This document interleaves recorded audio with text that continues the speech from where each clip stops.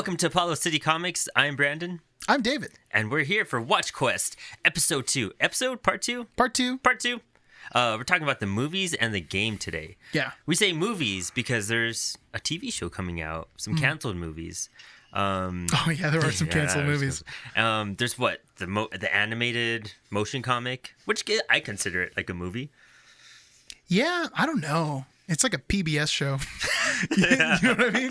Like when you were watching PBS because there's no good cartoons on, you're like, what's this low quality animation nonsense going on here? Right here. Okay. Yeah, that's what but it's great. I'm being mean to it. But you know what? PBS also had great programming.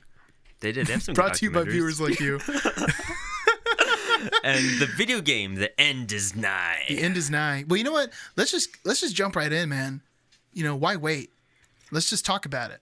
The end is nigh. The end is nigh. I want to tell everyone how I learned about this game. What system is it on? It's on PS3. I believe you can also buy it on Xbox 360. Mm-hmm. It was a 2-part downloadable arcade game.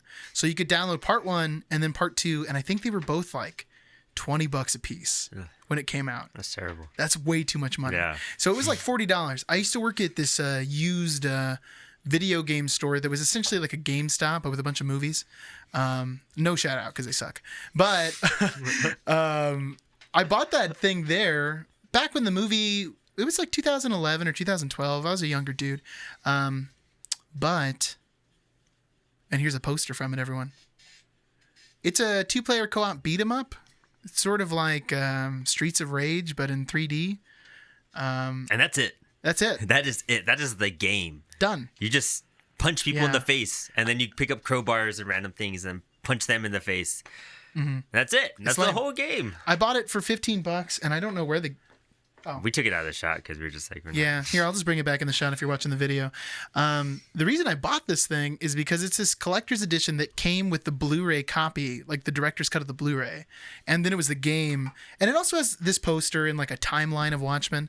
So I don't know. I thought it was pretty cool at the time. And then I came home, I popped the game in, I played it with a buddy of mine, George, who's a fan of the channel. Shout out George. Number 1 hombre right there.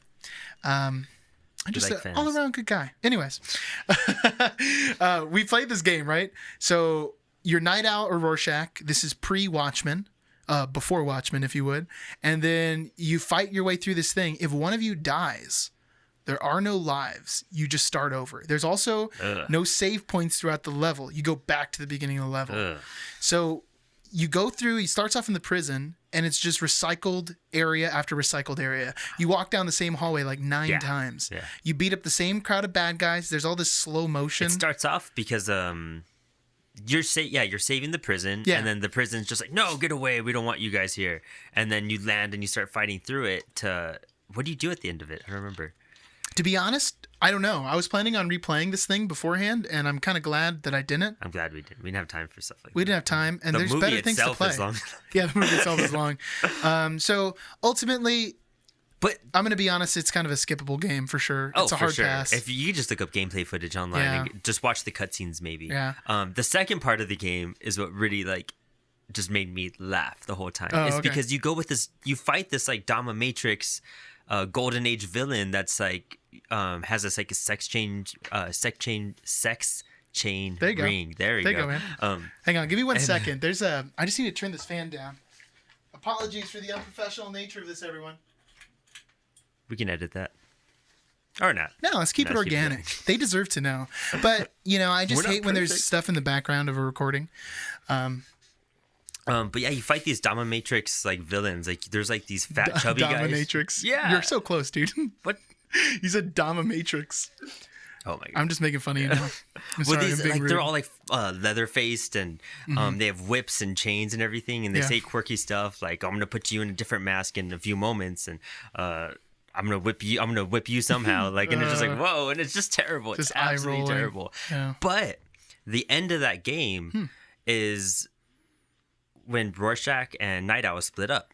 Oh, okay. Yeah, and they split up, and then when they get in a big fight at the end of the game, and then Night Owl goes with the comedian, and then that's where the riots start.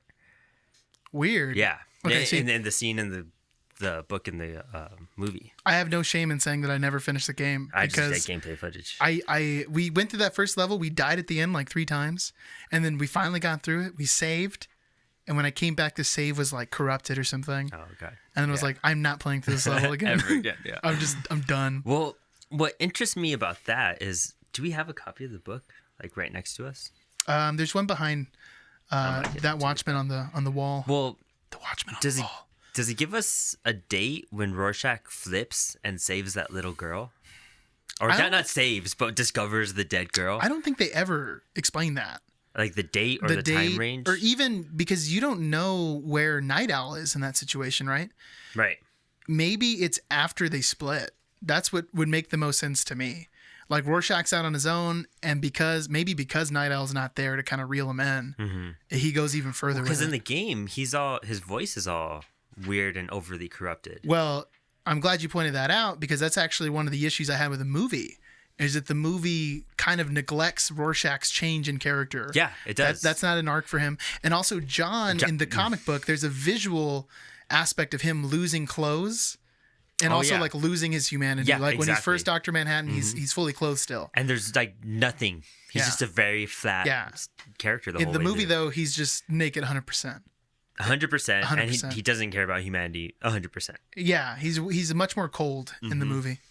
Well, should we just hop into the movie? Is there anything else we need to say about this awful video game? I don't think so. Skip it. There are way better brawlers on the PS3 and 360. There's literally no reason to play this game unless you've beaten Charlie Murder, Scott Pilgrim, and Castle Crashers. Then I guess move on to knock Watchmen. it off your list. Oh, oops! I knocked that camera with my foot. I was getting too excited about Castle Crashers. Huh? That's one. Oh, that's one.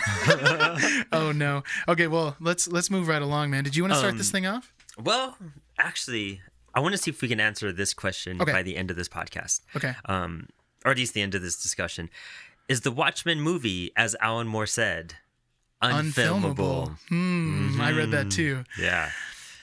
No. No. Not at all. Not at all. Maybe in the 1980s it was unfilmable. Yeah, totally. I could see that. And you would have had to have someone with such vision and creativity behind it. If I could turn back time, Brandon, if I could find a way, I would go back and get John Carpenter to do a Watchmen movie. Just think of Escape from New York. Think of Big Trouble in Little China. He would nail that, dude. He would nail that. And Kurt Russell would be like Night Owl or something. Yeah, he would. That'd be like, because he great. would have to be in it. It would be amazing. They could have Dolph Lundgren be Ozymandias. Oh my gosh. This would be the best movie of all time. That would be great. Oh, I'm stupid. I'm so stupid. I'm sorry. And this is caught on recording. Kurt Russell would be the comedian. Kurt Russell, hands down, would be the comedian. For sure. Oh, that'd be great. Wow. They should still do that. Okay. Honestly, any highlights from the film that you just want to bring out right now? Highlights first. I think Zack Snyder's visual take, he's always been so overdramatic. There's so much color and saturation in all the shots. When you think of things like Sucker Punch or 300. Oh my gosh, 300 is like a lucid dream or something. But Watchmen looks great. Beautiful. And he's been so attentive to the source material and like the way they look. I would also go to say on a visual aspect, it's almost a perfect casting. The only one that was weird to me was Ozymandias. When I even saw the movie, I thought he looked too frail. Like in the comic book, he's bigger. Too young. Too young, still, maybe. Yeah. Well, yeah, in the timeline of Watchmen, he is too young, the actor. You can't quite believe that. He just looks way younger than everybody else. Yeah. I do love the suits. The suits look good. Except hearing that Ozymandias' costume was a parody of the Batman and Robin. Yeah. That pissed me off. Like, really? why? Well, why do we want to even think about that? Like, I think it's fair, though, because Watchmen is a criticism of heroes. You know what I mean? So in a way, Zack Snyder is taking criticism of superhero movies, like an aspect that didn't exist when Watchmen was written. That's true. But it's a new layer that you can add on top of it. I could see that, like him putting his own little taste on it because influences have evolved. All right. I think it's really funny, though, that he ends up going on to like direct Batman. What a weird coincidence. You know, I mean, a little stray off topic, but I think Watchmen and 300 worked out so well. I haven't read 300 for one. A shame on me. I know. Well, really? Yeah, I haven't either, so I'm not going to shame anyone. Well, any big fans that listen to this, shame on us. Yeah. Shame on us. Oh my gosh, right? But this is when people click off the podcast. These idiots don't know what they're talking about. They don't even read comics. No. I think his adaptation of Watchmen and 300 well, I can't speak for 300, but for Watchmen, it was great. I think how he failed in Batman versus Superman and slightly Man of Steel and everything too was that he was making it as he was going, you know, like this was his creation, this was his ideas, this was his universe, not an adaptation like he did before. He was just doing solid Isn't Sucker Punch an adaptation of some sort? I think it's an adaptation of something, but to be fair, I don't like Sucker Punch. I think that movie's like a middle schooler's like wet dream or something. It just is not. I don't know. I can see that. It's too much visual fanfare. That's what they were trying to go for. Okay, I haven't seen it, so I'm not even sure. What's your favorite Zack Snyder movie? Ooh, it would probably be Watchmen. I thought it was going to be Watchmen, and after watching Watchmen again, too many watches, it has to be the remake of Dawn of the Dead. That movie's almost perfect. There's almost no problems at all in that movie. Yeah, have you seen that one? I have not seen that one. Oh my gosh. If you're talking about zombie movies, it's great. If you're talking about remakes, period, most remakes miss the mark. Yeah. But my hypothesis, because I think you're right, I think you're onto something. Maybe he had too much creative control in Man of Steel and Dark Knight, and maybe he didn't like follow through the right way. But I think that Zack Snyder is just too dark for Superman.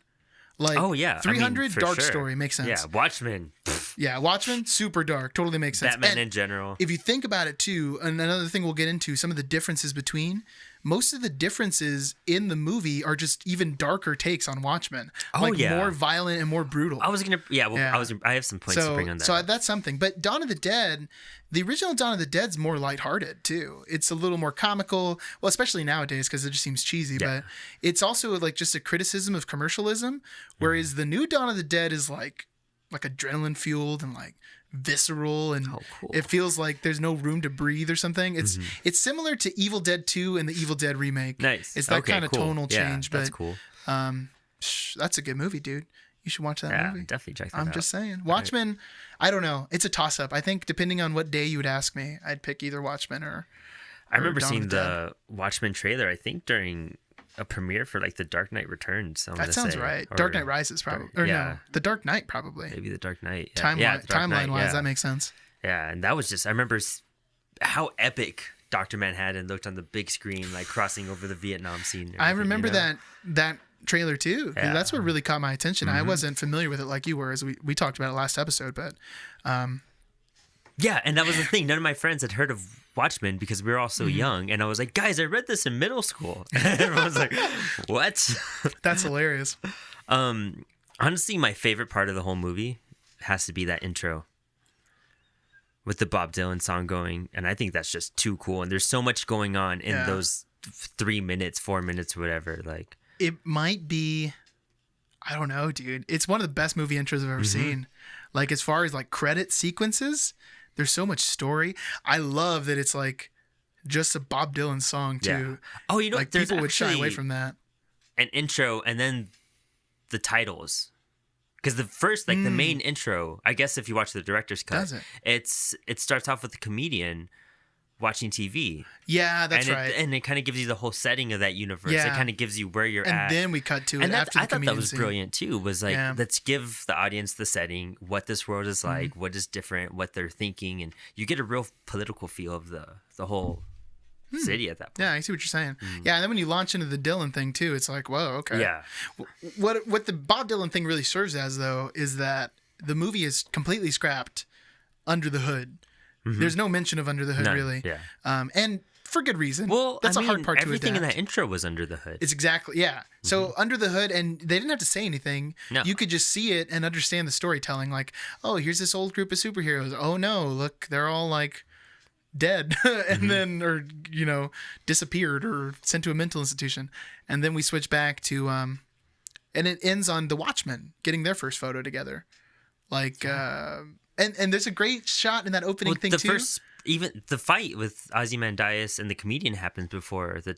Yeah, it happens before that, but at the end of the Bob Dylan sequence, like, because the beginning of the Bob Dylan sequence is all the Minutemen getting together for the photo, and the end of the sequence is all the Watchmen getting together for the photo. So I thought that was pretty cool. But I just like, there's a lot of religious symbolism in the Last Supper part, where they show Silk Spectre. Yeah. That was really cool. That's pretty cool. Yeah, yeah, there was some creative shots in there. The first scene in that, it's actually was it Captain Metropolis? Oh no, it's the original Night Owl, and he's punching out a gunman, and in the background you see a butler and 2 rich people, and then you see the Batman posters in the background, and supposedly that's Martha and Thomas Wayne that Night Owl is saving. Probably like billionaires who made the worst decision ever. Let's be honest. You're a billionaire. You're out on the town. You're watching a movie with your kid late at night. Your car is going to pick you up. Yeah. Alfred's going to be there in the car. Oh, the Wayne Masters, come. Oh, let's walk down this dark alleyway in this crime-ridden city. Ridiculous. It's a dumb idea. Anyways. I love how you get to see Dollar Bill all shot up and stuck in. That was great. And the one that always gets me, and I forget her name, I feel really bad. I was just about to say the girl that got like slaughtered. Because she was a lesbian. And that scene's just like, oh, okay, that's a rough scene to watch. I love seeing Mothman getting carried away too into the insane asylum. And then the line of men in front of Rorschach's mom's room. Yeah, which looks like a thing from Always Sunny in Philadelphia or something. Did you? Do you watch It's Always Sunny in Philadelphia? Charlie is essentially Rorschach. We need to like add some edit together of like Rorschach going insane and then Charlie like biting Santa's neck out. That'd be great. I'm gonna work on that. Actually, did you read the Comedian Before Watchmen book? I just started the first issue, and I finished the first issue. What were you gonna bring up about it? Well, because are you talking about this JFK thing? Yes. Dude, we're so on the same page right now. Okay, so last episode I mentioned that in the movie they show him killing JFK, and they didn't show that in the comic book. Exactly. But they have that mention in the comics.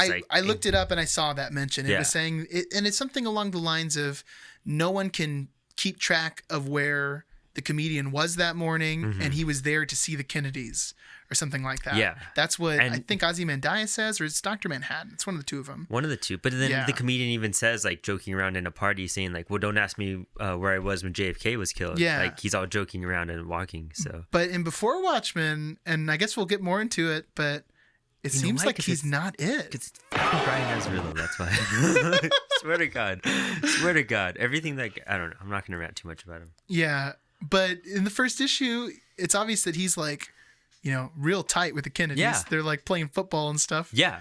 And then Jackie O asks the comedian to assassinate Marilyn Monroe. Like, it's so ridiculous. I mean, even then, and later on in that series, as you're going to read, as you should all read right now. Well, maybe you shouldn't. Maybe you shouldn't read. I don't know. Save the time. Time's the only thing you don't get back in life, everyone. Yeah. Think about that. Just like there's a Wikipedia page for this series. Yeah. But no, he didn't. And the comic doesn't show him kill him. He was crying when he hears that he got shot. Oh, really? And it wasn't the comedian. But like, I like knowing it was the comedian. It makes more sense. It does. And in the movie, you get the definitive shot. Yeah. And they recreate the JFK scene so well. So well. And then it's just him like on the hilltop. And on the grassy bubbles. knoll. Yeah, dude. It was intense. Crazy. And that hippie flower scene in that intro too, where they put the thing and they actually gunned down the people. I thought that was a great turn because in real life that didn't happen, right? And that's a real scene. Yeah, exactly. And last episode I also talked about how, at least in my opinion, the part that makes Watchmen go into a different universe is Dr. Manhattan, or John becoming Dr. Manhattan. Yeah. And winning Vietnam, and that protest shows that same, like, it's in that same time period. Yeah. So I thought that was really interesting, but man, that's a sad scene too. It is. And I think they lined it up perfectly with the times are changing, like with him saying that line right after they shoot it. It's really good editing. Well, that's a good catch. It's fantastic. Yeah. There's so much good like music lining up in that intro scene. If you don't even watch, Andy Warhol. Yeah. He's doing Night Owl, right? Yeah.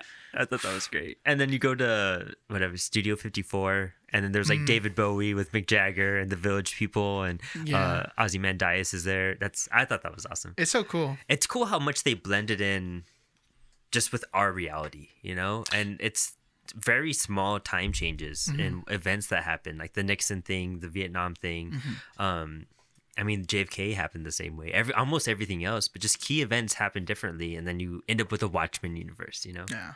It's a really cool study of like alternate universe, some alternate universe themes. Some stories go way overboard and like, I don't know. It's like, oh, this is unbelievable. Well, Watchmen feels like, oh, this could have happened. Yeah, exactly. This totally could have happened. Yeah. It's really interesting. I'm glad you brought up this connection they have with like the real world, because one major praise I have for the movie is the soundtrack. Oh, it's great. He knocks you with that Bob Dylan tune, but then the rest of the movie, it's like great. You have like Simon matching. Garfunkel. And it's all 80s stuff too. It's like great 80s music.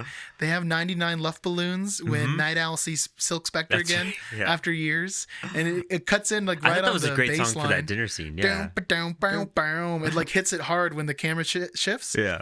Zack Snyder loves doing that. He does. He's crazy about that. I thought it was like the camera work was beautiful in it. Just super cool. Yeah. It lines up so much with the comic book, and I even heard that he used the comic book as the storyboard. Yeah, and that's what he did it right. When you look at Dave Gibbons' stories, I mean, just if you took out all the words, you could follow a pretty concrete story and understand generally what's going on.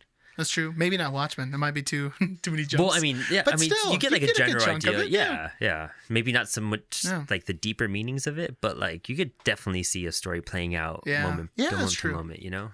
That's a great point, man. That's master level artistry. That's what that is. Yeah, definitely. When you can pull that kind of thing off. Do you like how the movie started compared to the comic? Because the comic, you open up on Rorschach. And then you pull out, and then you know, it's the cops talking while we see the fight. I think it's interesting that he decided to change that, because I think you could have rightfully started it exactly like the comic book and it would have been okay.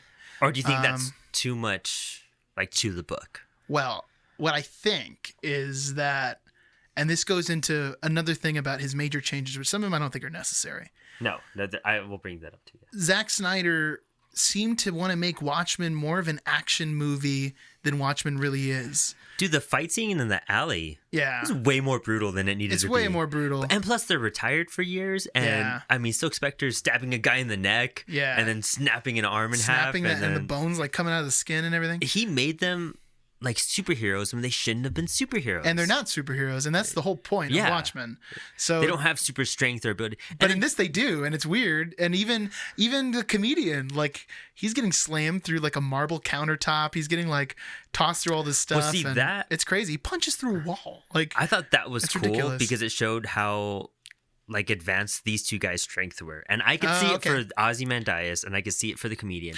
I can't see it for Night Owl and Silk Spectre. Ozymandias is supposed to be able to catch a bullet. So you would have to believe that he's a little bit above superhuman. And then the comedian's supposed to be just a big dude that knows his... He's been in the military forever. And he's been doing this his whole life. I guess I could kind of see that one. But the ones that really stick out to me is the one you're talking about, the alley scene, which is it's a fun scene to watch, but it seems so overboard for Watchmen.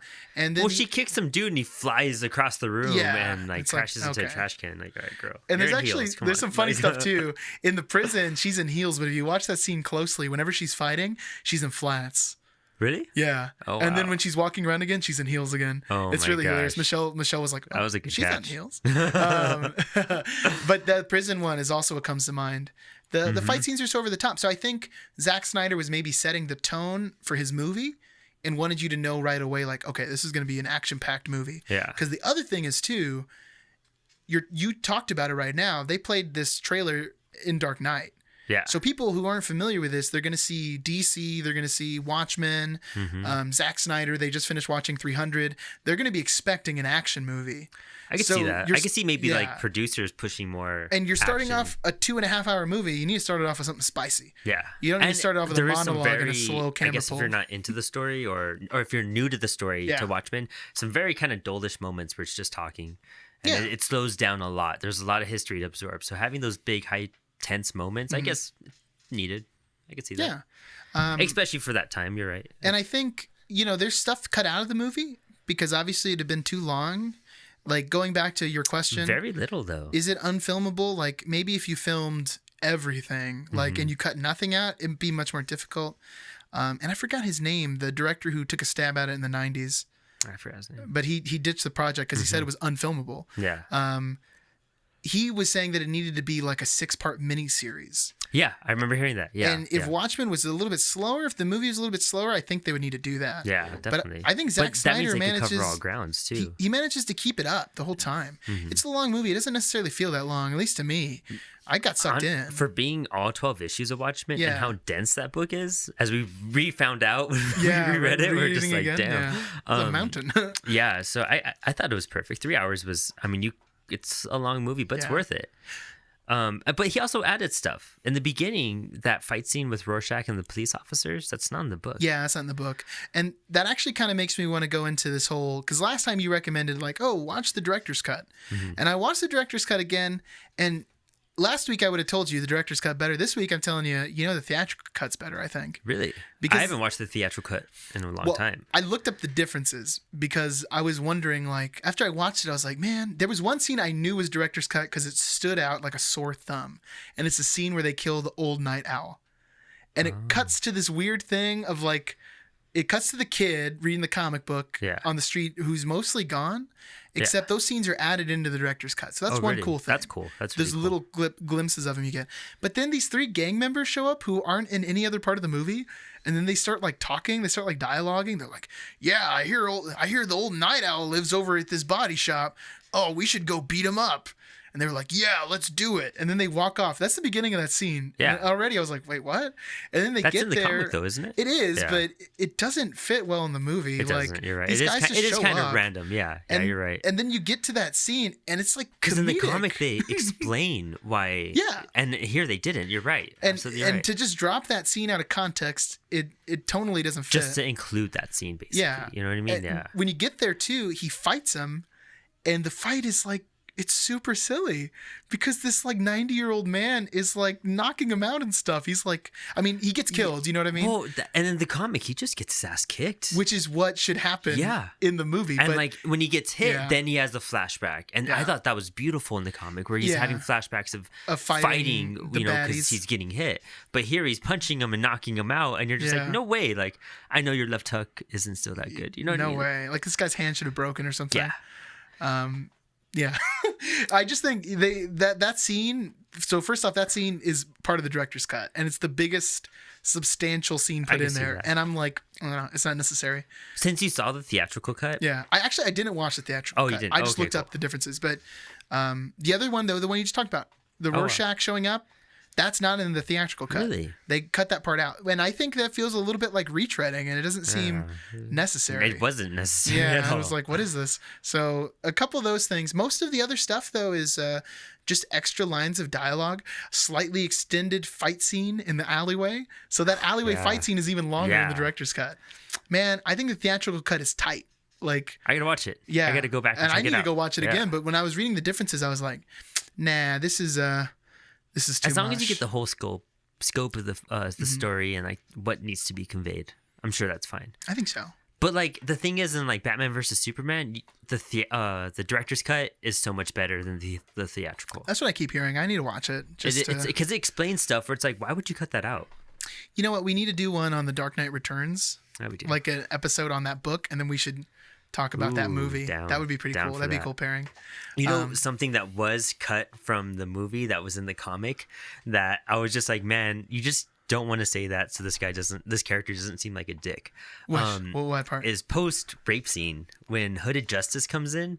He looks down in the comic. He looks down at Silk Spectre, and he's just like, "Cover yourself up." Yeah, and he's just like, and you're just like, "Dang, dude!" It's like, dude, you're victim blaming, bro. What yeah, like he's just like, yeah, and in the movie, he helps her or something. Something else happens, but it's that I kind of enjoyed seeing him get pissed at Silk Spectre in the comic, being like, "Man, this guy kind of is a douchebag," you know? Yeah, it's true. There's I guess that would have been okay to leave in there. Maybe it was too dark. I don't know. I'm not sure what the reasoning behind that change is. Yeah, it's a weird one. Strange one. It's just one line, you know? And also that first meeting we talked about, you brought it up last podcast. About Dr. Captain Metropolis? Yeah. But they replace him in the movie, right? Exactly. Yeah. It's Ozymandias and not Captain Metropolis. Which makes a little less sense. It does. Yeah. Also, a big thing to like jump into the end of the story. Okay. That's deeply cut, and I feel like it kind of takes out a lot of purpose in a lot of things in it. Okay. Was Ozymandias talks about his plan, how he reveals everything. Okay. And he mentions how he was dabbling with DNA structures and creating stuff on an island, and the comedian sees this island. Yeah. And when he sees the creature that they were creating, that's what drives him crazy. He knows it's all a joke. Yeah. And so they don't really mention DNA testing, and that's where he made his cat. What's his cat's name? Barbados or I don't remember. Barbadeus or something like that. Barbados. It's probably something. It's some Egyptian reference. Yeah. Calm down, Alan Moore. There's no point to that creature if he wasn't doing those experiments. Yeah, that line's not even brought up. And then also, what's the comedian's knowledge of this then? They don't explain that, do they, in the movie? Like, how does the comedian find out about this, and why is he so sad? Because in the comic book, it makes sense. Yeah, because he sees, he's over I'm guessing on a plane. The and giant sees squid monster. Yeah, exactly. Yeah. Well, that was another big... Do you think they should have done it? The squid? The giant alien monster? I don't know. I think the squid monster might not look right on screen. That's what Zack Snyder was saying. He was like, basically explaining, like, some things work out perfectly and the whole movie does do really well on screen, but some things you just can't convey, and it just doesn't make sense in a filmable aspect. It doesn't work. But should they have just done it? I'm trying to think about the comic book, and to in the make comic everything book, make sense. You don't even get that many shots of the squid monster, really. You get this one like big pan of them, and then you just see like the limbs everywhere. They could have made a giant squid monster, or made a miniature set with a squid monster. You know what I mean? Yeah. Again, if this was John Carpenter in the 1980s, he just wrapped up the thing, and then he goes on to do Watchmen. Oh, yeah. Get out of here, man. He would have nailed it. Yeah, totally. He would have nailed it. So Zack Snyder, you know what? You don't have the talents to pull it off, Zack Snyder. Ooh. Don't blame the squid. Don't blame Alan Moore. John Carpenter could have done that thing. So is this movie unfilmable?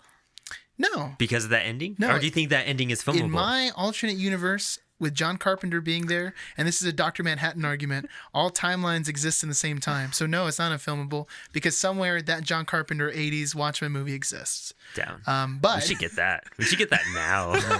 I think, though, that his ending's okay. And if anything, I think it's still the movie's ending? Pretty believable. It makes sense to me. I mean, the only part that doesn't make sense to me is that Dr. Manhattan is known all over the world as being a soldier of like the U.S. Army, or like being an arm of the military branch. So why would Russia get attacked by Dr. Manhattan and not immediately launch their nuclear weapons? Like, that part doesn't make sense to me. That Dr. Because from all these other perspectives in the world, they're getting blown up by Dr. Manhattan. Then they're assuming, oh, the U.S. is attacking us. So in the comic book, it was like this other foreign thing that was that you couldn't comprehend. You know what I mean?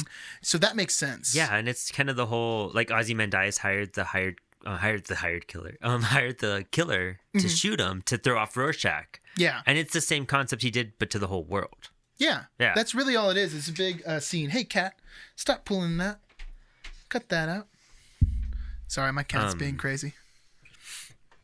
But, visually, I think it would have been, I guess, especially hard to pull it off at that time. I think so. But I think they nailed out so many other things in the movie, like Rorschach's mask. I thought that was like a cool, amazing feature in the movie, how it moved and shifted. Yeah. The comedian's scar. Well, before you get on to the comedian's scar, the mask really doesn't make sense, but it was like that in the comic book, so I'm glad they kept it. Yeah. Because you could tell by the panels of the comic book that it was always moving. Yeah. But you have to think, okay, where did Rorschach get this mask? How does this thing work? I'm kind of upset they didn't explain it in the movie. Because they have it in the comic. Yeah. Oh, that's true. Yeah. It's some girl's dress that she never picked it up, and it was some fashion model with a unique design, and he figured out how to cut it with like hot scissors and everything and created the mask. But in the movie, he just has the mask. And it looks unbelievable to be that kind of thing. It's just so CGI. Yeah. That it's like, whoa, what? But I dig that they kept it. I think it's a cool part of the character. I thought... Or were you saying about the comedian scar? Sorry, I cut in there. Oh, no, it's true. It's very true. I think they should have explained that a bit more. But the comedian's scar, it's not as brutal in the movie or noticeable in the movie as is the comic. Like, once he gets that scar, his face is like... Yeah, it's all warped, messed up. And here you just kind of see it when he cries when he sees Moloch. It might be a series. It might be like a case of the Game of Thrones. Because in Game of Thrones, Tyrion Lannister in the Battle of Blackwater, I think is what they call it, when they first attack King's Landing. Oh yeah. In like the second or third season, he gets that scar on his face. Yeah. In the book, they like chop his nose off. Oh really? And he's like disfigured. So it's even a worse life for the guy. He's already been like having a rough one as a little person, but now it's like disfigured in the face and everything. So part of it might be like makeup. Part of it might be like it's too grotesque. Maybe people don't want to see ugly people. Like people want to see good-looking Hollywood actors when they watch a movie. I don't know. I guess. I mean, Negan, he nails it. Yeah, he does. I was going to say, like, I think he's awesome as a comedian. It might be one of my favorite performances of his. Oh, yeah, for sure. Yeah, definitely. It's really good. Another big difference in the movie to the comic was when Dr. Manhattan becomes Dr. Manhattan, that whole segment, that whole introduction, like not introduction, but his whole origin story in the movie. Okay. Totally thrown off. I guess that's true. They really skip over like everything. Everything, because I mean, in the comic, it starts off with his dad saying that his dad's a watchmaker and he's trying to put together watches. And they don't even mention the watchmaker thing, do they? Mention that. Well, they briefly mention it. Do they? Yeah. Okay, I don't remember. It goes to it, but it's different. He's encouraging him to make watches. But in the comic, he's just like, this is obsolete now because Einstein. Time is irrelevant and everything. Yeah. And nuclear bombs. He's like, is, and he makes him stop doing that. Yeah, he encourages him to go into nuclear science because he thinks that's the future. Yeah, and that's why John ends up being where he's at. And he's fixing Janie. What's her name? Janie. Janie. Yeah. He's fixing her watch in the comic, and he's like, "Oh, I fixed your watch. I left it in the and that's her watch in the thing. Yeah. And he goes back and gets it in the movie. It's his watch. He's like, "Oh, I forgot my watch, guys. My bad. Let me go back and get my watch." Yeah. And then and it's like I thought in the comic it had so much more meaning. Like that's true, and I think that scene just seems a little silly. Mm-hmm. It's one of the only things in Watchmen I have a hard time believing that a scientist who is fully aware of what that machine can do to a person and is just like yum da-dum da-dum da-dum. And more importantly, that this machine is also just on a timer where the door closes and seals. Apparently it does it every day or something. Yeah, like at the same time it just closes and no one's in the room. Like no one's working the machine or doing any kind of analysis. No one's like, "Oh, hey, don't come in." There's no guard or anything. They're just like, "Oh, just this door just stays open. Don't go in there though. You'll be vaporized." We don't know how safety maybe that's why we have safety like in workplaces now. Well, now we're talking about the vaporizing thing. That's another change at the end of the movie where when Ozymandias kills his crew in the comic book, he's giving the monologue and he poisons them. Oh yeah, and he's talking they're all about frozen, and I love that. Yeah, in they the comic, freeze. He opens that thing up. Yep, and I thought that was beautiful. And that's all scrapped too, huh? There's no. Well, it might have been just like way too much to film, but still. Also, towards that ending, once the plans are revealed and Rorschach dies and everything, Night Owl and Silk Spectre like have sex in the middle of the floor, and then Dr. Manhattan walks up and like Silk Spectre's like big spooning Night Owl, and then he's like, all right, and then you hear the music from Scrubs, and then he's gone, and here it's totally different. Well, I think that scene in the comic book was supposed to be like Dr. Manhattan cares about Silk Spectre. She's the reason that he's there, that he's still attached to humanity. He knows he's leaving. He's done with, and he even says it in the comic book that he's he's above these problems of men, and he's just happy to see that she's happy, I guess. He sees her in that moment and says, "You know what? I'm glad that you're finding what you need." And then, but in the movie, he sees Rorschach die, Night Owl, which I also kind of like.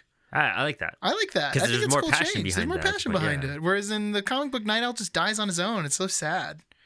Like Night Owl, Rorschach. He just dies on his own. It's really sad. Yeah, it's really.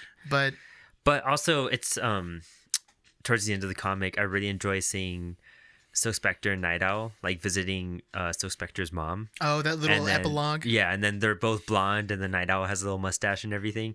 And in the movie, they're visiting her mom, and they're all normal and everything. And it's kind of similar to that same scene, but the conversation they have in the movie is actually the last conversation Ozymandias and Dr. Manhattan have in the comic. Oh, yeah. Yeah, where it's like nothing ever ends, that whole little segment. Yeah, nothing ever ends. Yeah, that's the whole thing in the comic. And then Adrian's like, "So was I right?" And he was just like, "Well, it's all going to continue. Is it all right in the end or something like that?" Yeah, and then and Dr. Manhattan leaves, and Ozymandias is like questioning himself now. Yeah. He feels all that doubt. Which we don't get in the movie. In the comic book, Ozymandias is playing a great villain in that he doesn't know he's the villain. He doesn't think he's the villain. He's 100% sure that this is the right move, but he also feels remorse for what he has to do. Yes. but he realizes, okay, this is like, it's an argument in utility. This is for the greater good. In the movie, it seems more just like Ozymandias is a crazy person and he's just killing people. Like, sure, he still says like, oh, you know, it's to save humanity, but it seems like more diluted. Like a typical comic book villain movie would be like, oh, we're going to set the world new or something, or we'll set the world free. Yeah, exactly. We need to clean the scum from these streets or something like that. I don't get the full arc. And I think that's maybe just one complaint about the movie is that all the characters feel a little more watered down. Like they have their core identity, but all the extra things that define them that make the book so interesting. Some of like the good decisions, the crazy decisions, But at the same time, you're taking a thick 12 issues and you're condensing it into a 2.5 hour movie. 3 hours if you watch the director's cut. 3.5 if you watch the ultimate cut.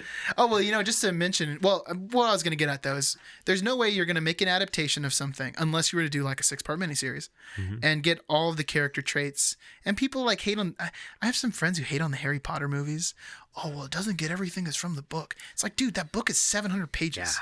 How are they going to fit that into a movie? Like, people don't want to watch a 7-hour Harry Potter movie. I'm sorry. I don't. Like, they just got to sum this thing up. Make a TV show. And the Harry Potter movies are way better than the Star Wars movies if you think about consistency.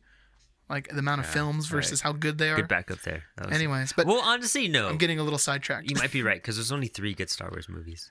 I mean, and everyone would say a different number. You know what I mean? Yeah, that's true too. Someone would be like, well, I like the first 3 and then the later 3 and then Rogue One, but I don't like Solo. It's like, what? No. Harry Potter, it's like, oh, I like Harry Potter. Yeah. There's no... Oh, those movies are good. Yeah. It's not like anyone's like, oh, Chamber of the Secrets is awful. I skipped that one. That's a good one too. That's a good one. I love that really movie. Okay, so sorry about the derailing. There's something else that kind of twisted me up. Okay. Was that in the comic... Ozymandias is really working on teleportation. And he realizes when he teleports things that when they get to their destination, if they're a living thing, they die. So he starts messing with somebody's brain that's psychic. And he implants it into the alien. And so when the alien dies, it sends out this psychic brainwave. And it gives anyone who survived that massacre, like they're gonna have bad dreams for years to come and be traumatized. In the comic, it's just like, we're just gonna blame it on Dr. Manhattan. There's nothing else. That's it. It's just Dr. Manhattan. True. But to be fair, that story is so ridiculous. It is, yeah. Like compared to the rest of Watchmen, there's a psychic with a brain who's gonna send out brainwaves. So I'm gonna make a fake dead giant alien and implant his brain and then teleport him and kill him. It's like what? Well, I mean, also I think the comic ending made sense because the whole point of it was we have something from outer space coming to invade us, and now we need to work together as humanity. Here, it's like what you just said. Yeah. They see a Dr. Manhattan attack. Why didn't the entire world be like, fuck America, we're going to bomb them, Like, well, they got lucky that Dr. Manhattan is leaving the planet, is part of it. Yeah. Like, if he hadn't decided to leave, their plan would have been ruined. But I agree. I think the alien ending is stronger, and it leaves a more definitive stamp. The movie ending, although I think it's more believable, I guess. Yeah, no, I could see that. But that's the one part of it that's a huge blindside. Like, wait, what? How much convincing did they have to do? But here's the big thing: that in America, New York is gone, and that's the argument right there. Yeah. That America's like, well, hey guys, like he blew us up too. You know what I mean? Exactly. So there's your argument against that, I guess. But still, it seems a little. I think it's cleaner, but it's not as deep and impactful as the alien. Yeah, exactly. That's the best way I can say it. Do you think if they did a 6-part adaptation per se, that they should do that ending instead, the comic book ending? If you were going to do a 6-part miniseries, what I would like, or like a season, like one season of one Watchmen, season, like 10 to 12 episodes. I'd want to see it all. Like I want to see the movie filmed, Tales of the Black Freighter included. I want every episode to end with a narration, and it would be like a PBS documentary of going back to PBS. It would be a PBS documentary of Minutemen, and maybe it'd be like animated or like show old photos, but it'd be like a Ken's Burn movie. Yeah. Ken Burns. I could not Ken's Burn. Ken Burns movie. Pull the Brandon. That would be just at the end of every episode. I think that would be really cool. I think that'd be super cool. Which we can talk about the TV show in a little bit, but I'm glad you're talking about this adaptation thing, though. The Ultimate Cut is the one that neither of us watched. No, but to my knowledge, watch Tales of Black Freighter. Yeah. So when Watchmen came out, I bought the Tales of Black Freighter DVD, and I gave that thing away. Dude, I was so excited to be like, oh my gosh, I didn't know they did Tales of the Black Freighter. Yeah. I want to see this. Like, and as a cartoon, it must be crazy. Mm-hmm. And then I was like, what the what? It's bad. It's bad. It's Why bad. didn't they just film it? I don't know. They did everything else. Budget, I guess. They should have just talked to the Pirates of the Caribbean like another people. 30. It's another 30 minutes. Like, can we use your set for like an hour when you guys are done? Yeah. Seriously, we'll just knock it all out right now. Just knock it all out. Would you have liked to see it?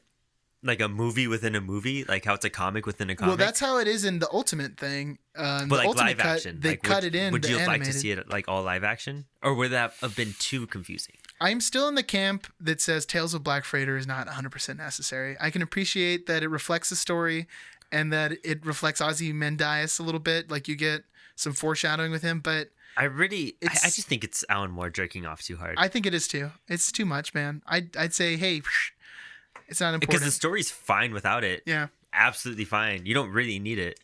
And when you reread Watchmen after a couple times, Yeah. you're just like, I really don't want to read the story for like the 10th time. And maybe there's some purists who are like shaking their fist at me right now, but I'm calm sure down, there dude. are, yeah.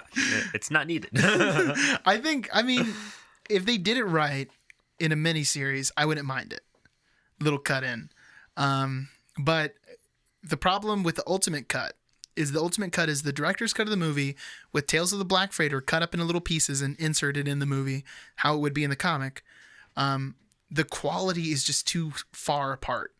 That the movie looks so good and the Tales of the Black Freighter looks so cheap that when you mix them together... Yeah, it gets bad. It gets annoying. No.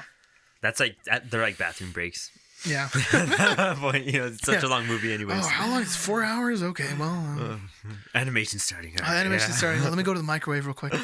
Also, they cut off more of John's scenes about his origin and everything. Is that he has that photograph of him and Janie before the whole interview process, the whole interview thing that sends him off to Mars. In the comic, all of that, he like sends everybody away and then he teleports to Arizona and then he fight and then he gets the photo and he's like, I thought that was a key moment. Because that moment, that photo's still in that abandoned building. Yeah. He goes and gets it, and he never had it before. Like, why does he have a picture of his ex when he's with Lori anyways? Yeah, I mean, I guess that was just for him to kind of contemplate. I think he was feeling remorse for finding out that she was sick, and maybe he wanted to go back and... But he didn't know until the interview thing. Yeah, but isn't that when he goes to get the photo after the interview? In the comic, yeah. Yeah. Oh, you mean in the movie? In the movie, yeah. Like in the movie, he just carries around a picture of him and his ex. Well, in the movie, they had to do that before, and maybe it was, I don't know, maybe it was to remember his human self, because they even talk about how it's the only photo of him. It's the only photo of him, so that's the only thing I can think of. They don't explain the meaning behind his logo either. They don't, huh? Not in the movie. The movie, they just say like, oh, they needed an image, the marketing department. Yeah. Well, that's enough, though, I think. Yeah, but I like hearing like the whole like, oh, give him a nebula or whatever. And he's like, no, it's a hydrogen atom because hydrogen, blah, blah. And I thought that would have been cool. Well, the little I guess. But that's part of his humanity that he still had. His thought process at that time, and they don't include that at all. Yeah, the character is way more cold. That's one thing that I wish could be ironed out in the movie. Most of the characters just feel a little bit thin. I think the comedian's almost 100%, though. 100% nailed. I don't think there's anything about him. That's off. Well, the only thing you do miss, though, you miss the scene of him talking with Silk Spectre in that flashback where he's both scenes. Yeah. There's two of them in the comic. Yeah. You never get any of that in the movie. So you that doesn't feel as impactful. And you don't get to feel his moments. You don't get to feel his emotion. Yeah. And those are key moments to him being vulnerable for once. Because one... It's him like just trying to talk to her in general and just be close to her. And the second one is when Laurie's like drunk and she throws stuff at him, like a drink or whatever. And he freaks out. And at that party where he talks about, I wasn't there for JFK, so you can't say anything. If they do for some reason, because I know HBO is doing the new thing, which seems to be a sequel, doesn't seem to be an adaptation, it's like right? Doomsday Clock, but not Doomsday Clock. Yeah, it's like an alternate. Well, how perfect for Watchmen! It's an alternate universe, future, or whatever. Well, I mean, I guess you could do that because if Watchmen is one world and No, well, it could still work. Well, do you know much about Doomsday Clock? Does anybody? I think all I know about Doomsday Clock is that at the end of Watchmen, when Dr. Manhattan says, I'm going to go off and create some life of my own, that Dr. Manhattan's the one that makes like the new 52 universe. Is that right? Or am I being crazy? Kind of. Well, let's save that. Let's talk about the movie. We'll talk about that more. That. Yeah, but what I was going to say is if for some reason they ever do a miniseries of Watchmen, like the original graphic novel, not the sequel that they're doing, they should just still get, and I can't remember his name right now, the guy who plays Negan. He's got a 3-part name. What is it? I know. I've met Jeffrey Dean Morgan. He's so Jeffrey Dean Morgan. They should just get him to do a still. Because he's like cool. Grayed now. Yeah. In the movie, they had to put makeup on him to make him look older, but now he's just that old. That would be really cool. That'd be cool. That'd be cool if he returned. We'll see. Dude, Rorschach too. Okay, there is the scene where he gives his origins, and then it's crazy because in the movie it's way more brutal because he finds the guy and then he hacks him up. Yeah. In the comic, he's just like, dude, you could burn or you could cut off a limb and get out of here. And I'm not play a game. Yeah, seriously. That's where Saw came from, basically. Yeah, for real. I thought that was crazy, but also the prison scene was way different in the movie, and I think it was way better in the movie than it was in the comic. It was so gross when they start chopping that guy's arms off with that.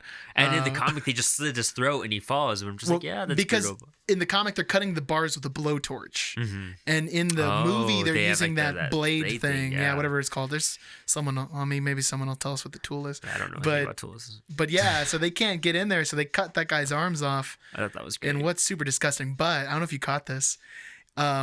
In the comic, there's a line about him saying, I can't wait to smell you burn, or something like that. Some cheesy villain thing. He still says it in the movie. Even though there's no blowtorch.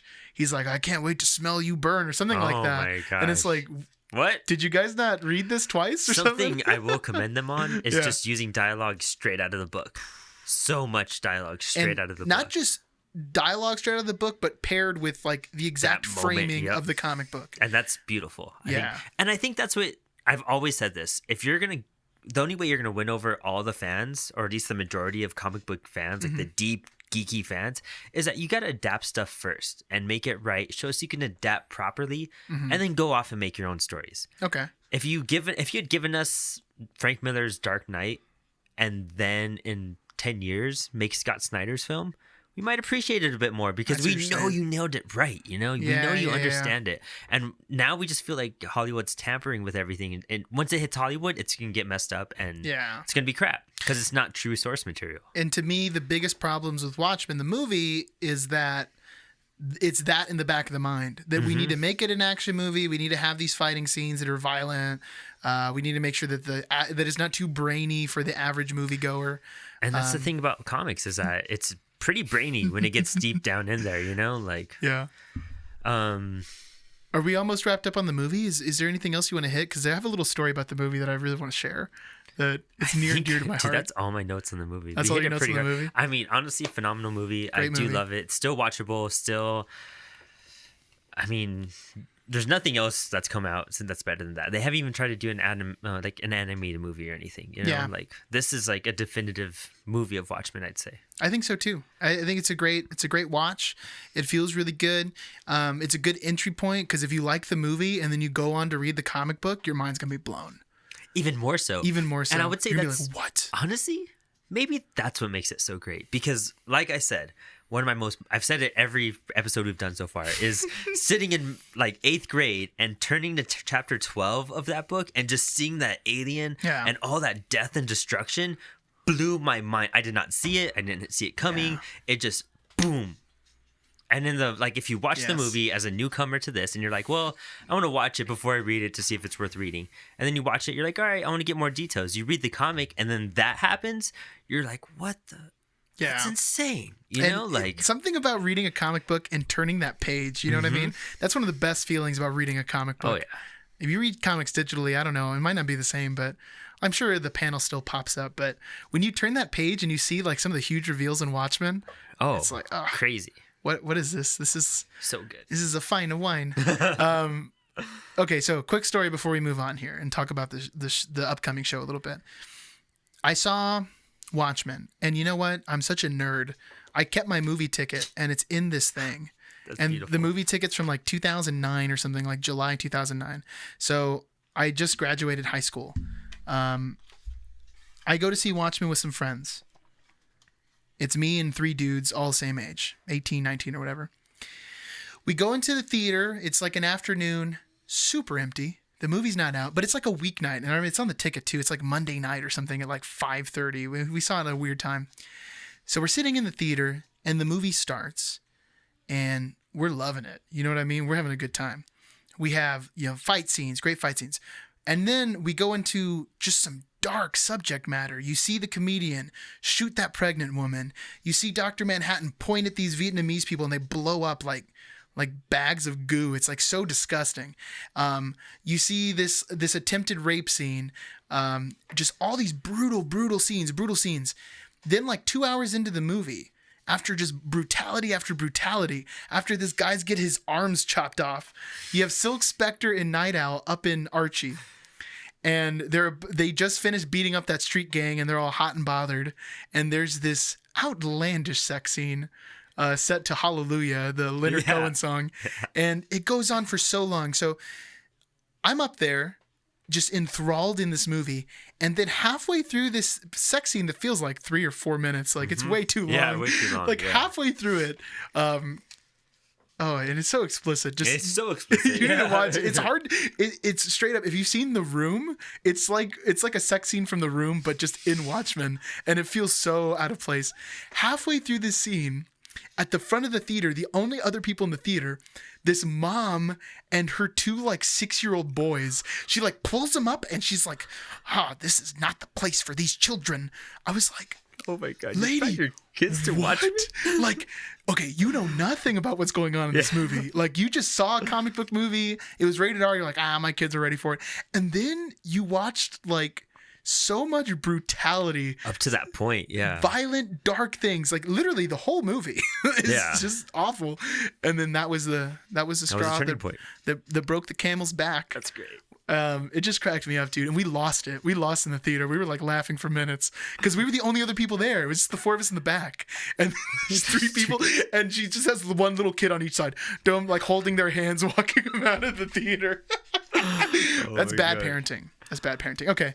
Thank you for letting me get that out of my system. No kid should be handed on more at too young of an age. No. And this is an example. This is what happens over here when you give someone Watchmen at too young of an age. Yeah, this happens. Kid has a mohawk at 26 still. Dang. Wow, self-roast. So this animated series on HBO. One, I think it's good it's on HBO. Yes. Because stuff like this needs to be on HBO. Like Walking Dead should have been. Exactly. Some of the cast is interesting. I don't really know who's going on in the cast right now. I know there was one person. Dude, you sent it to me. Don Johnson is in it. You know his daughter is the one in 50 Shades of Grey? Really? Yeah. Huh. Isn't that weird? That's really weird. But what really gets me is Jeremy Irons as an older Ozymandias. So this is animated? No, it's live action. Oh, it's live action. Yeah. Okay. That's really cool. It's really cool. That's going to put it into a great time period, man. And like that's older. And see, what's crazy about this is that apparently it's way in the future. Like Doomsday Clock, it's 1985. Oh, so that's like a year later or something, or a couple years later. No, well, Watchmen is in 1985, right? I think it is in 1985. And then Doomsday Clock starts in 1992. Oh, okay. Wow. Yeah. Okay, not that long. Yeah, not that long after. So I mean, they're not that much older. And Ozymandias is there, but he has like a brain tumor. Interesting. Yeah. From Dr. Manhattan, from all the radiation. Oh, yeah. Radiation, yeah. And there's going to be a lot of new characters. I know they announced somebody called Looking Glass. So I wonder if there's going to be another group of superheroes. Has to be. You think so? And it's going to be like a kind of echoing thing? Honestly, I think it's going to be Doomsday Clock, but without the DC universe. Interesting. Because in Doomsday Clock, you have new characters. You have like Mime and Mariette or whatever. Okay. And then you have, it's basically the whole thing about Dr. Manhattan being in the DC universe is that he left Earth at the end of Watchmen. Okay. And then he goes and tries to recreate life. And so he finds the DC universe and he molds it. He like changes it. and they felt like the New 52. And it's weird how this all happened, because the New 52, a lot of fans felt like all the relationships, all the love, a lot of like the really heartfelt emotion that was in comics was gone. And that it was just too dark, too brutal, like too much, you know? And it was just like, come on, guys, line up. We need some lighthearted stuff like we used to have in the 70s and the 60s and even in the 90s and early 2000s. All that was basically gone. And they blamed it all on Dr. Manhattan, because that's just Dr. Manhattan. He doesn't have humanity, you know? Oh, wow. And so to reboot... Way to write yourself out of a corner, DC. Yeah, seriously. And so as a reboot, Jeff Johns was just like, Watchmen is legendary, but it's a DC book and it should be a part of the DC universe. And so they found a way to mold it into it. And Rebirth is basically Dr. Manhattan being like, all right, I'm going to reset this like whole time clock thing. And dude, the comedian's alive and he's like in Doomsday Clock. He's like in the DC universe and you see him pop up. We have these Ozymandias takes these other characters in, I want to say Night Owl's ship. I saw that. I have a cover. Right? Yeah. I went and bought 3 of the issues. I couldn't find the first 3, but I have like 4 or 5 and something. But there's a cover. Yeah, it has Ozymandias in Archie, and then there's Rorschach, and it looks like Harley Quinn. No, that's the Mime and Mariette characters. Oh, okay. That makes more sense. Dude, it's not even Rorschach. I was assuming that it had to be someone else in his mask or something, or some kind of. So the psychiatrist. Hang on! Don't tell me this yet. I want to read this thing. Right, we'll read it. We gotta save this for the next one. Because let's be honest, we're not gonna talk about Before Watchmen that long. I'm just gonna bash it for like 10 minutes. I've been writing notes about each one. I've been reading and writing notes, but I'm just scrolling through it at this point. It pissed me off so much. What are your hopes for the new series? What do you want to see? Nothing, dude. I don't think there should be any more Watchmen. Right on. I don't. I think I'm kind of on the same page as you. Included so much back history and just history in general inside of Watchmen. You don't need to, before. That's what I hated before Watchmen. I didn't want to hear more of the beginning. Alan Moore gave us the beginning already. All that's been served, Everything that needs to be said has been said. Yeah, exactly. Alan Moore didn't leave anything unattended. He created. It's a one-shot story, and it should be a one-shot story. Because what do you really have to say about that world? Honestly, that world that they're escaping to go into the DC universe, it's dying anyways. Yeah. So I mean, it's like we already know it's doomed. Why do we need to see what happens? Like, why do I care about what Night Owl and Silk Spectre are gonna do? Like, I don't want to like throw all my punches until this episode, but all I'm gonna say is all of this after Watchmen stuff, before Watchmen, and I haven't read Doomsday Clock, so I'm gonna keep my optimism up. But before Watchmen, even when it came out, it feels like a money grab. Oh yeah, because it has the Watchmen name on it. It's got the Watchmen name. They know people are gonna buy it. It's one of the most highly revered books of all time, comics especially, but even among regular novels. Oh, it's up there, yeah. Yeah, it's really up there. It's really up there. So, I don't know. It feels a little... It's like, are you going to make a sequel to, like, Mark Twain stuff? Or you know what I mean? Like, like 20 years later? It's like when you have a show like Breaking Bad that ends so well and so perfectly. Do you need to make a prequel series? Do you need to make a movie afterwards showing what happened to Jesse? No, and they would be ridiculous to do that, right? Mm. Yep. The story's so self-contained, and I'm talking about Breaking Bad and Watchmen together. You know everything you want to know about the characters. You have all the arcs, and don't mess up the arc. When you try and redo a story, you mess up the arc. Yeah. And that's why people didn't like the newest Star Wars, because they changed Luke's arc. Yeah. And it's like, and they're gonna mess with characters, and we're gonna hate it. Like, so don't do it. If it's not Alan Moore doing it, don't touch it. And you know what? Alan Moore is too smart to ever do it. If people were like, Alan Moore will give you $1 billion to write Watchmen 2, he'd be like, no, I'm done. And Alan Moore doesn't care about money. He doesn't care about money. Doesn't care money at all. Yeah. I mean, I don't know. I'm sure you know this. Excuse me. All the money he's been offered for V for Vendetta, for Watchmen, for From Hell, he's like, no, give it to Dave. And Dave's like, all right.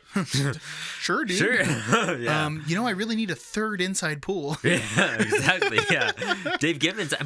Dave, he put a lot of work into that book as well. And I think him seeing it being celebrated, that's what he loves, is that it's still making an impact. And, a lot of comic book creators create comics. I mean, Grant Morrison's an excellent example of this, because he says it all the time, is that even Mark Miller says this all the time.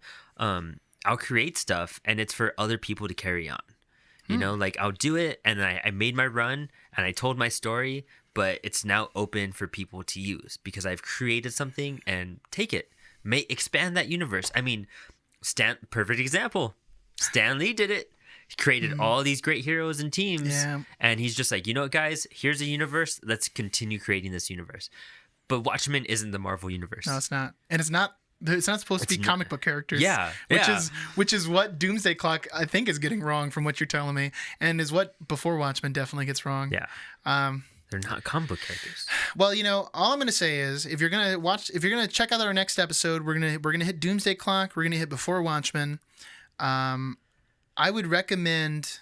I mean, if you want to read Before Watchmen to have the discussion with us, that's cool. I think, or have a deeper.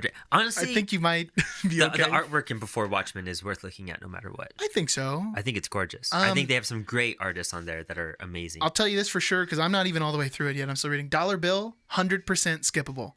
100%. Dollar Bill, 100% skippable. The Manhattan, Dr. Manhattan, there's 4-part issue series. I haven't read that one. I read that one. It's interesting. There's a lot of stuff about Schrodinger's box and cool. like uncertainty. There's a lot about quantum theory, and Jay-Z did the art for that, right? Yeah, and Len Wein wrote it. Yeah, Len Wein. And see, Len Wein does awesome because he created Wolverine, and he created Swamp Thing. He's awesome. Yeah. But we need a Swamp Thing counter for every time that you, just like every time I kick the camera, every time that you mention every time Swamp I Thing, bump the mic too with my coffee, and the little number at the bottom, like 45. I love Swampy. He's my man. There we go. Well, what's really, I know we're gonna talk about this more next podcast, but what's really disappointing is that they had such an amazing team on these books, except for Brian Azzarello. But dang, so much shade at Brian Azzarello. But it still bombed so hard. Darwin Cook, he wrote The New Frontier, and The New Frontier is a top grade superhero comic. Yeah, I don't want to say anything more about it. All I'll say right now is that it could have been shorter, and maybe it would have been better. But if you read all of Before Watchmen, it's actually longer than Watchmen. If you were to put all the issues together, it's considerably longer than Watchmen. Once you sent me the list of what you have and what I didn't have, I was like, damn. Yeah. Oh my gosh. I've read 3. Well, I didn't read 3 series at night. I scrolled through 3 series at night because I couldn't read it. It was too terrible. That's but anyways, you know what? I'm really excited about the HBO show. Yeah. That I'm most excited. Probably the only thing I'm excited for is that soundtrack. That's a good point. It's gonna have a great soundtrack. Yeah. Trent Reznor and Atticus Ross. And it's going to be, if it's in the 90s or 2000s, we might get some weird pop culture stuff too. Yeah. There's going to be some especially cool the way stuff. It's lined up. And it's going to be a remix though. I don't understand. Yeah, remix was the word that threw me off. Yeah, exactly. I was like, uh-oh. Because they're not redoing the source material. It's not an adaptation. I don't know if they've clarified if it's actually a sequel, but it's a remix of that universe. So does that make it in that universe? That means Batman showing up. No, it's Doomsday Clock then. This one's actually a crossover with the Marvel MCU. So you're going to get the Daredevil cast and John Bernthal Punisher. Oh my gosh. They're going to show up. Silver Surfer is going to be Dr. Manhattan. Huh, they haven't brought Silver Surfer back, huh? How weird. That character got abandoned. They had that one awful Fantastic Four movie, and they were like, you know what? We're not doing this again. He should show up in Guardians. At least they're in space or something. That'd be kind of cool. That'd be great. Galactus, if they would have done Galactus somewhat right, and not just a cloud of smoke, not just. To be honest, I've never seen that, so I'm glad I haven't. Oh, really? Yeah. Seriously, it looks like Earth. It's a weird pigmentation of Earth, but then Galactus is just crawling over it, and he's a giant cloud of smoke. It's like if you realize Galactus. That's gonna be. Oh yeah. That's gonna be gift for sure. Yeah. It's like if Galactus was out of frame, but taking a hit and blowing it out on Earth and just getting it. Yeah, that's what it looks like. Wow. It's that bad. It's amazing terrible. Imagery, Brandon. Thank you for hitting our PG audience. Hey, so do you want to do pull list today? Were you ready, or is that springing it on you? Because we were talking about ending our episodes with something called pull list, where we toss you hot fire recommendations. What are you reading right now? What am I reading right now? It's a great question. Before Watchmen. Well, I have been rereading Outcast, which I'm not going to say is my pull list pick. I'm just letting you know that I've been reading that. What I have been reading, though, obviously I'm always reading Walking Dead. I think this new story arc, we'll have to see what happens. I'm going to be honest, everyone, and without trying to get into too many spoilers, it seems like they're just repeating the same old story about Rick Grimes rolling into town and then everyone being like, there's a new sheriff in town. And then Rick Grimes just like steps up his ladder one more rung. So we'll see what happens with that. I was kind of hoping the pull list wouldn't be just the comic book, but maybe also like a film recommendation or maybe like a video game recommendation. I gotta say Red Dead Redemption 2's been great. I mean, I'm sure everyone who's gonna play it has played it. It's already sold more copies than the first one. But if you're like me and you started it and maybe you don't have a lot of time on your hands, don't worry. It ends eventually, the 2-hour long beginning where they like hold your hand through the whole thing. Once it gets started, it's a cool experience, I think. I was a little bit worried about it. Yeah, me too. I am going to shout out one movie recommendation, and it is a terrible movie.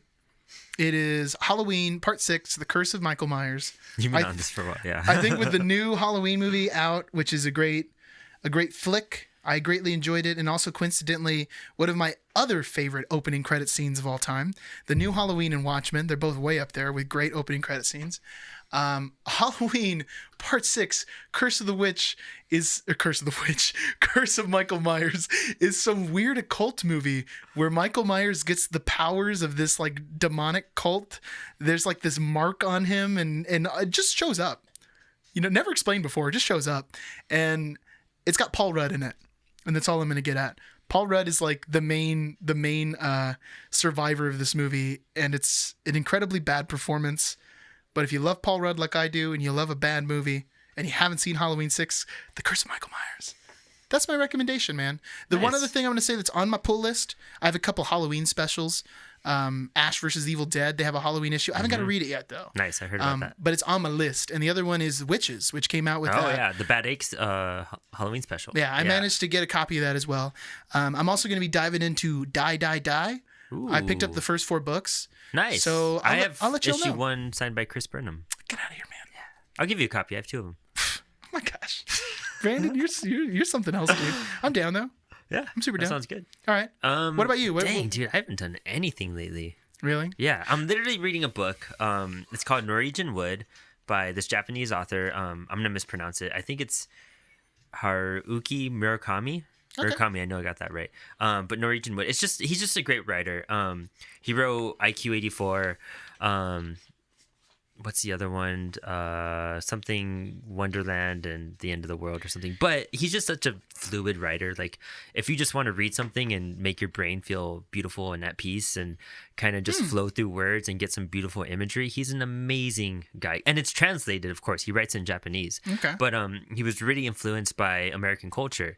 So he talks a lot about jazz and he talks about... Is it like, a Beatles reference, the title, or what? It is, yeah. Oh, okay. Yeah, it is a Beatles reference. And he's just great. Murakami. If you look up just like him as an author, it's beautiful. And I love reading his stuff because it kind of takes me away out of the comic book world and everything for a little bit, and out of like here it is, like I work at a mall and it's holiday season and then we're in school, and so like having to go home to be like, it's fluid, and it's not like advanced reading or anything, but it's not like dumbed down either. Yeah. It's just really good writing, That's cool, man. And I love it. I'll have to check that out. I'm actually not reading any other comics right now. Really? I did get the American Vampire Omnibus Volume 1, and it collects issues 1 through 26 and then 2 bonus series, which are another 10 issues. And this has the beginning of it that's written by Scott Snyder and Stephen King. You have Sean Murphy doing the artwork on a book, Dustin Wayne doing artwork on a book, Raphael Albuquerque doing most of the artwork in it, and it's gorgeous. I wish we had this for the horror special, but I'm really excited to get started on that because American Vampire is one of the coolest. If you don't like vampires, if you're even the most like the biggest vampire haters, if you don't like this, you're get out of here. Okay. Yeah, it's your so last chance to like vampires. Dude, it's so good, and it's just cool. Great storytelling. Every single arc of it is awesome. That's it. Cool. I mean, I haven't seen a movie in so long. You're way more cultured than I am. You're like reading books. I'm like watching Halloween Part 6. No, yeah, that's the way I feel. I'm just like, I don't know anything That's about so funny. it. Hey, well, you'll get recommendations every episode from both sides of the aisle. So Yeah, hopefully, no that matter sounds what good. you like, there's something We'll be doing for you to something. check out. Yeah, definitely. Yeah. We'll bring some music in next podcast. Do you have any music off the top of your head? New music. I've actually been kind of stumped on music my last week or two. I'm not gonna lie. I've been listening to a lot of Bill Evans, but I think it's because I'm reading Murakami right now. Okay. That I just want to listen to Bill Evans. You know, the only two music recommendations I'll make real quick, the Watchmen soundtrack. It's great from the movie. Oh yeah. The music Dude, selected, I they're all love that great tunes. My Chemical Romance Desolation Row cover. That's cool. I think it's so awesome. I love the I'm Your Boogeyman, and that's the riot scene, dude. Yeah, that's a and good it's so one. perfect with like the comedian. My favorite little clip in Watchmen, it's like a background picture, is where it's a political one. I can't think of it off the top of my head now, but it's where it's something in it. Somebody writes wing at the end of it to make it say it's not always right wing. Oh yeah. Yeah. It's not always right. Yeah, it's Nixon's campaign slogan. Yeah, exactly. Yeah, and I thought that was the coolest That's a good thing. scene. Yeah. Oh, Yeah. another little reference. Since we're Coheed and Cambria fans here, since we're gonna release a video Collectively, soon. although I'm the least Coheed and Cambria, Probably, but yeah. I'm just trying to be. I'm a pretty accurate big for Coheed and everyone. Cambria fan. Claudio's so nice. I got to interview him twice. You're so crazy, man. I got to interview President Obama. Talked about foreign policy for a little bit. I wouldn't know what to talk about with that, but I knew how to talk to Claudio about music and comic books for a little bit. But him and his wife are real sweet. But he has the side project called The Prizefighter Inferno, and it's kind of still within the universe of Coheed. Okay. It tells another storyline.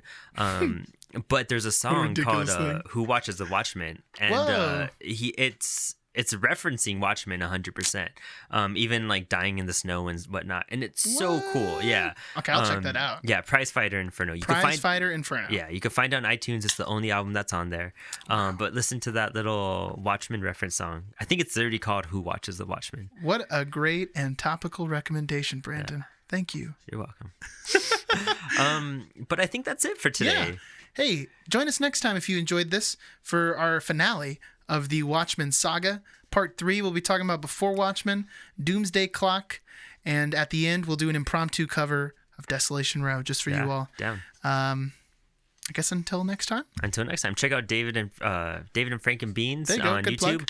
and check out Apollocity Comics. And you know what? While you're listening, check out All Star Comics. I'm gonna give them a shout out right now. Go for it. They're my comic shop here in El Paso, Texas. That's so cool. All Star. Brad's a great guy. Hit them up. Get some good Golden Age, some good Silver Age. Get some good modern books there. I feel like I need to shout out my comic book shop, but I don't want to. I'll shout him out next episode. That's what we'll do. That'd be great. I owe Brad, so he's holding a lot of books right now. I just spend money. You have a much closer relationship with your comic book guy. But, if you guys have any comments, any recommendations, anything we got wrong, anything you want to hear more of, let us know. And I will argue it to tooth and nail. He will. Well, this is Brandon signing off. Yeah. Thank you for visiting Apollo City Comics.